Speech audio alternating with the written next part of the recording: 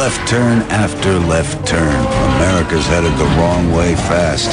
6 million foreclosures, 14 trillion in debt, 500 billion in higher taxes, and the worst long-term unemployment in generations. Don't let Obama drive us to disaster. Change direction. Okay, that's an ad, but let me put up some factoids here. January 2009, when the president took office, unemployment was 7.6%. Now, 9.1%. Black unemployment, 12.8% when he took office, 16.2% now. National debt was 10.6 trillion when he took office. It's 14.3 trillion now.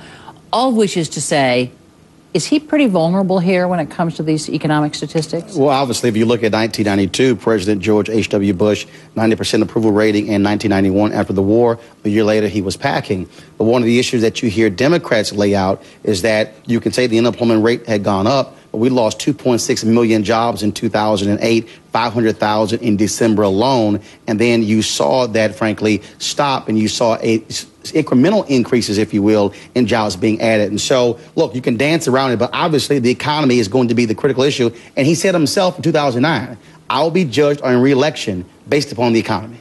He's super vulnerable. This is the worst recovery from the 1930s. Much of what we remember as the Great Depression was technically an economic recovery, at least according to the numbers, but not according to the experience of people. And where I think the Republicans really hit this president hard is he does seem to have run out of ideas sometime back in 2009. And although he did very grudgingly and belatedly add a payroll tax cut as part of the 2010 extension of the Bush income tax cuts, even then it was small, it was late, and of course all of that was instantly devoured by the increase in energy prices. So people really are not better off. I think Republicans go too far when they say that President Obama made it worse, but it's certainly true he has not done a good job making it better. Here's the problem, Candy, that I see. When Republicans will say, well, the president, you haven't done enough for the economy, but then they will turn right around and say government can't add jobs.